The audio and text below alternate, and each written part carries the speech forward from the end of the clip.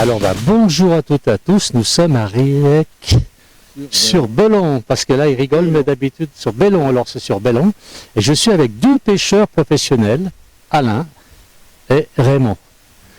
Alors ce sont des pêcheurs qui ont connu la pêche avant, et maintenant ils voudraient nous parler un peu de la pêche avant, mais surtout de la pêche maintenant. Qui est-ce qui commence?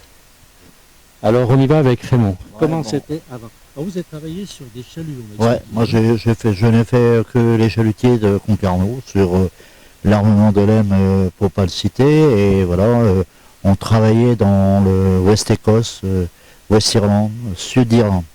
Bon, jusque-là, bon, tout se passait très bien, et après, au fur et à mesure que les armements ont diminué, la pêche a diminué aussi, et donc il y a des bateaux qui ont été vendus aux Espagnols.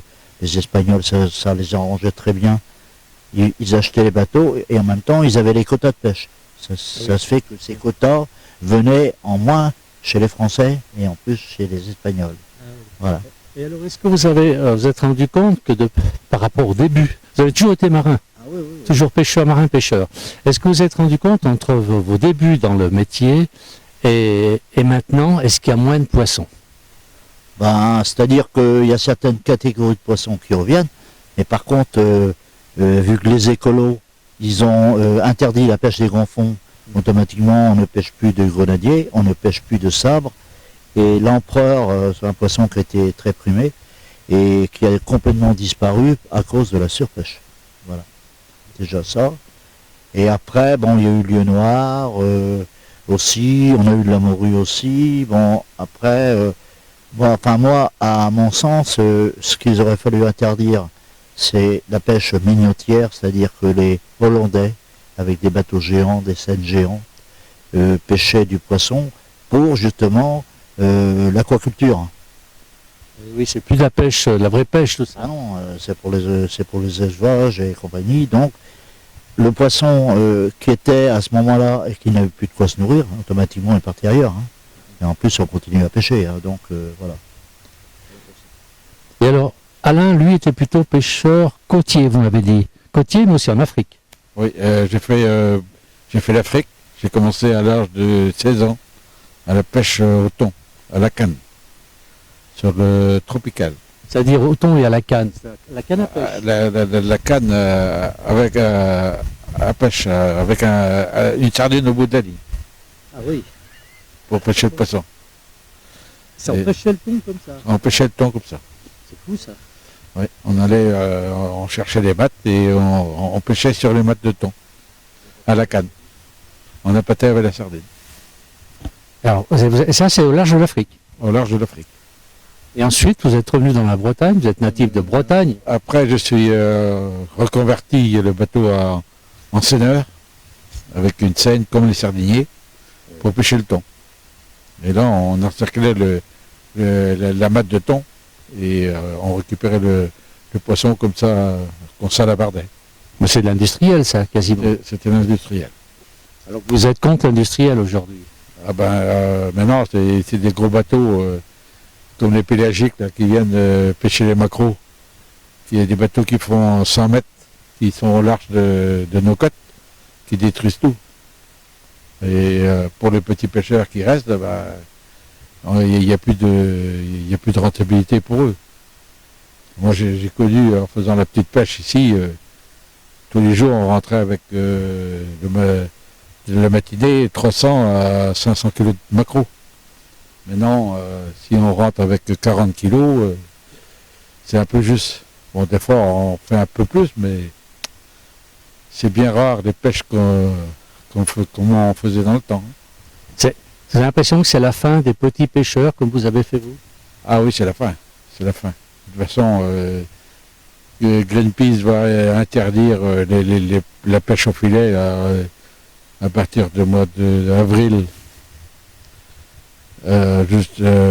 jusqu'à juin, pendant 2 mois, pas le droit de mettre de filet à l'eau pour les pêcheurs professionnels.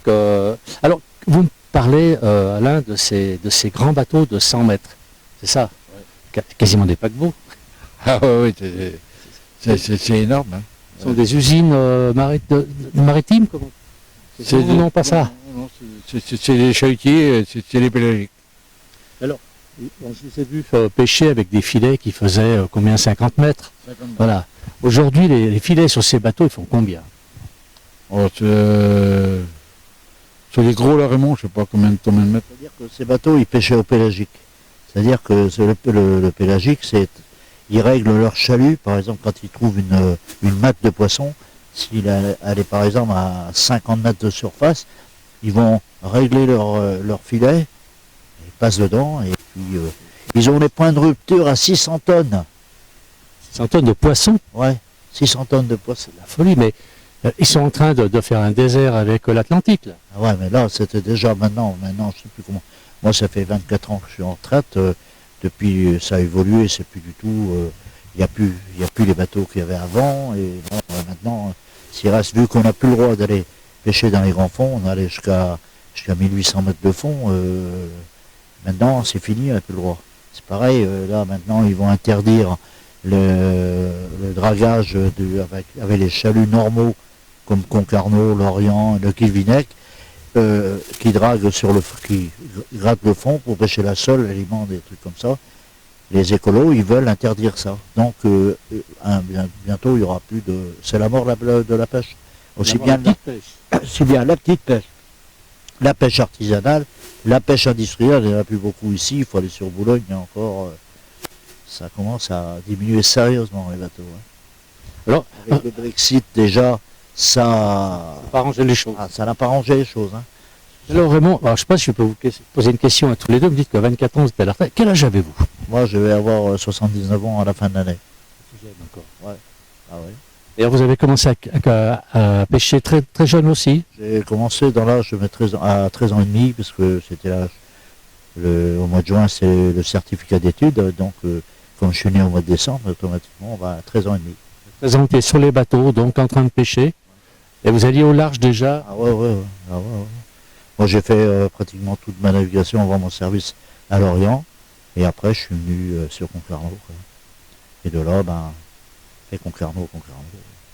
Votre carrière à Concarneau. Et Alain, lui, combien de temps de pêche? Moi, j'ai fait de l'âge de 14 ans. Pareil, sur des bateaux? Sur les bateaux, et étant comme novice cuisinier. Je faisais manger à l'équipage de 10 bonhommes. Ah, ils ne vous mettaient pas à la pêche déjà? Et c'était la pêche au thon déjà? Non, c'était au chalut ici. Commencer au chalut, et il fallait faire manger pour l'équipage de 10-11 bonhommes. Tous les jours. Tous les jours. C'est vous qui faisiez la cuisine surtout? Tous les jours, oui. C'est un bon cuisinier alors? Non. Ouais. Il cuisine bien? Ouais. Ça va, ouais. C'est une bonne toque. Ah, c'est bon à savoir. S'il ouvre un jour au restaurant, Alain, il faudra y aller. Il faudra y aller parce qu'il fait les poissons, les crustacés, il fait tout. Ah, les homards, il fait très bien. Ah ouais. Les homards, il fait très bien. Hein. Ça, là-dessus, c'est... Oui. Ouais. Alors apparemment, tout le monde est au courant, même notre caméraman, c'est Sylviane qui filme tout ça. Merci beaucoup Sylviane.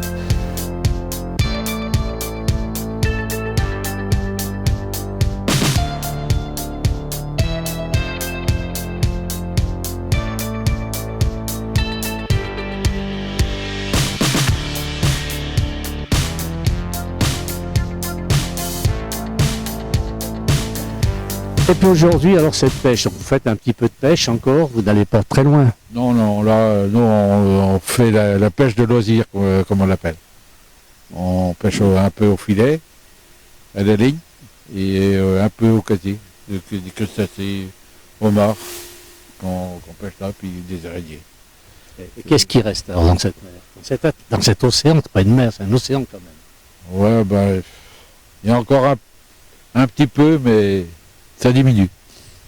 Ouais. Et puis les poulpes qu'il y a eu toute l'année dernière, hein, ça n'a pas arrangé beaucoup les choses. Hein. Il y a beaucoup de ravages. Les poulpes, elles ravagent les poissons, donc elles... Ah ouais, ça rentre dans les casiers, ça sort comme ça rentre. Hein. Ça, ils envoient, et à travers les mailles des casiers, ils mangent. Ouais. Il le suce. Ah, il vous laisse que la coquille. Oui, il laisse que la coquille. C'est fou ça. On apprend des choses. On apprend des choses. Comme le casier, il est au fond. Lui, s'il voit le homard dedans, ou alors il va dans le casier, il va le manger. Mais moi, j'ai vu, il était à l'extérieur du casier, puis le homard, quand même, il était bouffé avec. Il ne restait plus que la tête, et puis un morceau de queue. C'est fou, ça.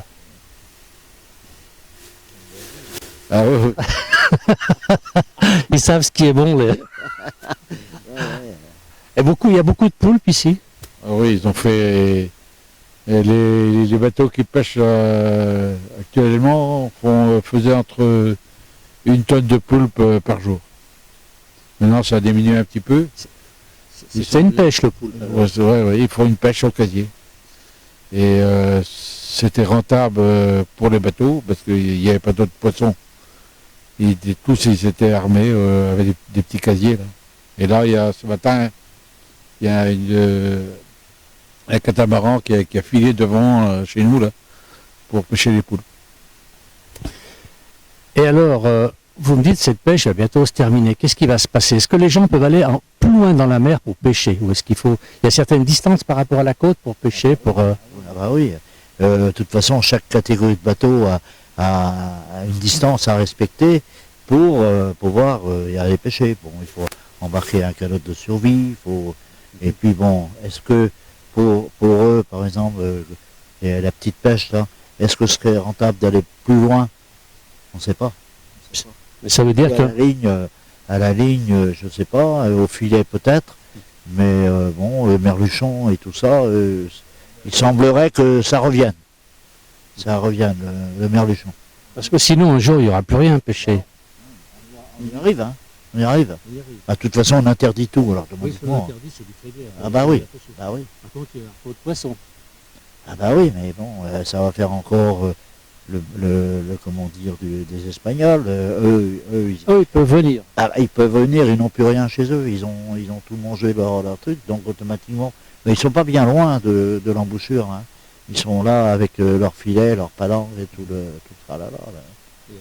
Puis c'est les fins pêcheurs. C'est les fins pêcheurs, il faut reconnaître. Hein. Ce sont des bons pêcheurs. En gros, à 20 000 des côtes de chez nous. Ça fait quoi, ça, 20 000 à peu près? Non, kilomètres, parce que moi... 50 km. Oui, 50 km. Moi, le bon terrien, 20 000, ça ne me dit pas grand-chose. Non, non. Ça fait 1852 mètres. D'accord, oui, donc ça fait à peu près 50 km.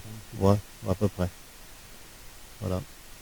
Et quand vous êtes en mer et qu'il y a des grosses tempêtes, comme moi j'ai appréhendé hier par exemple, comment que ça se passe? Vous avez subi des grosses tempêtes, vous avez subi où parfois on craint pour sa vie quand même. Bah ouais, mais enfin on n'y pense pas trop, mais seulement moi dans l'Ouest Écosse, c'était très courant d'avoir du gros mauvais temps. Et on était obligé de travailler parce que comme on avait un règlement à la part, donc s'il n'y avait pas de poisson dans la cale, automatiquement vous n'avez pas de salaire à l'arrivée. Donc automatiquement on faisait quand on avait viré, on était par exemple, parce qu'on vire le chalut. Hein. Donc quand on virait le chalut, donc après on embarquait le tout et on faisait route vent arrière pour revenir prendre le travail pour venir bout dedans, c'est-à-dire face à la lame. Mais il y a des mers de montée. Moi j'ai vu, on avait pris un chalutier de Concarneau en feu.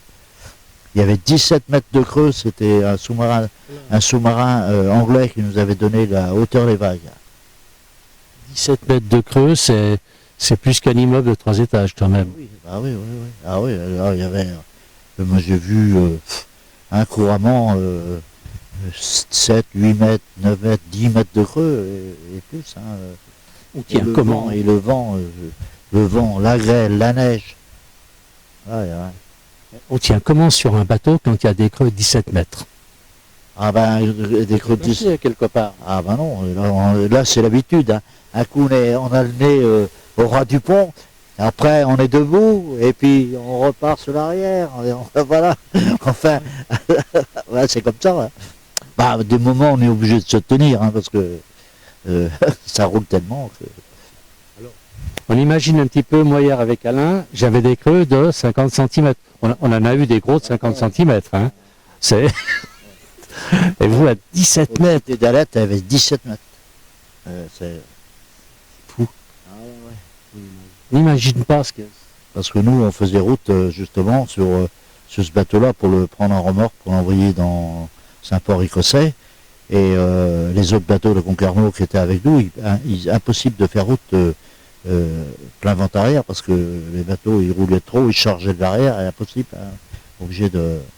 Et avec nous, on avait réussi. Et puis on avait un remorqueur de la Lloyds avec nous et qui ne voulait pas le prendre parce qu'il y avait du monde à bord. Parce que il faut dire que les remorqueurs ils sont renommés comme charognards. C'est le mot. C'est-à-dire que faut que les gens, avec 17 mètres de creux, vous n'allez pas sauter dans un canot de survie. Ça va être de la folie. C'est de la folie, donc ils restaient à bord. C'est normal. Et ben alors ils disaient à chaque fois, attendez une demi-heure. Et puis arrivé à un moment donné, ben, on était arrivé à 2008 du phare de Skirivor là, pour prendre un remorque. Et en plus, on a réussi à le prendre en remorque que sur un cas, parce que les gens, ça faisait déjà plus de 48 heures qu'ils étaient dans la fumée. Donc ils n'avaient plus la force parce qu'il n'avait plus de moyens, il n'avait plus de treuil, il n'avait plus rien pour virer les câbles. Donc on a réussi à leur faire passer. On avait réussi un premier coup, mais seulement comme ils n'avaient pas mis les chaînes au bout des câbles, donc les œils, ils ont cisaillé dans les chômards. Et puis voilà, donc après on a été obligé de refaire l'opération. Moi j'avais envoyé au moins 7-8 lance-amarres. Ils n'ont jamais vu aucun. Ils étaient sur le Marocain. En haut, Marocain, c'est un câble avec des plots en porcelaine pour la foudre. Ah oui. Ça faisait un genre de paratonnerre. Et donc les lance-amarres, on avait des fusils lance-amarres. Ils étaient par-dessus, mais ils ne les voyaient pas. Voilà. On imagine mal tout ça. Alors, on va terminer, peut-être. Alors, je vais voir parce que Sylviane me parle, j'entends pas. Alors, on va terminer ce petit entretien. J'ai appris beaucoup de choses. Et je crois que demain, si je mange du poisson, je vais le regarder un petit peu différemment dans mon assiette. Parce qu'on ne se rend pas compte le travail et les risques qui sont pris par les gens, on appelle les gens de la mer, c'est ça, hein, les risques qu'ils prennent pour travailler, pour nous ramener le poisson dans l'assiette, tout fait. Je peux vous dire une chose pour finir. Oui. Quand il y avait du poisson, j'ai vu manger l'hors d'œuvre à 11h30 et le plat de résistance 72 heures après. Ce qui veut dire, quand on est sur le poisson, on est sur le poisson. Hein. Là, les lames, elles chauffent. Et puis, c'est pareil, quand les chaluts sont déchirés, c'est pareil. Ça, c'est fou, ça. S'il n'y a pas de chalut à l'eau, il n'y a pas de poisson.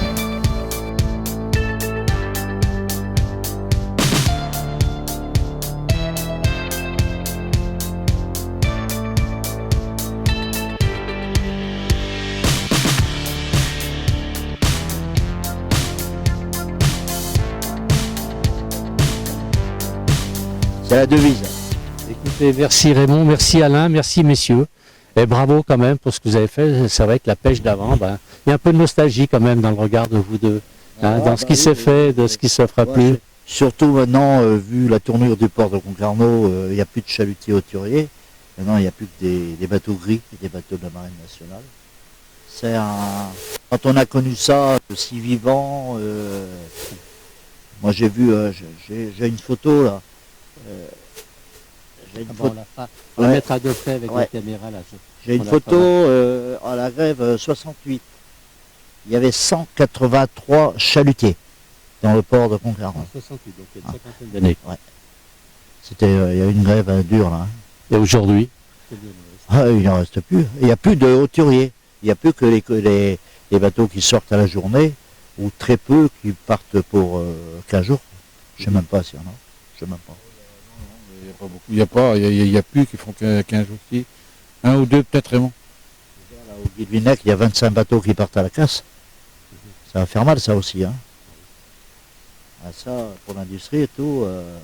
Moi j'ai ma fille qui travaille dans un magasin de marée à Concarneau. Heureusement qu'ils ont plusieurs magasins de marée aux alentours qui réussissent à s'approvisionner. Hein, parce que sinon, fermé. Hein. Il y a quand même 22 personnes qui travaillent. Hein.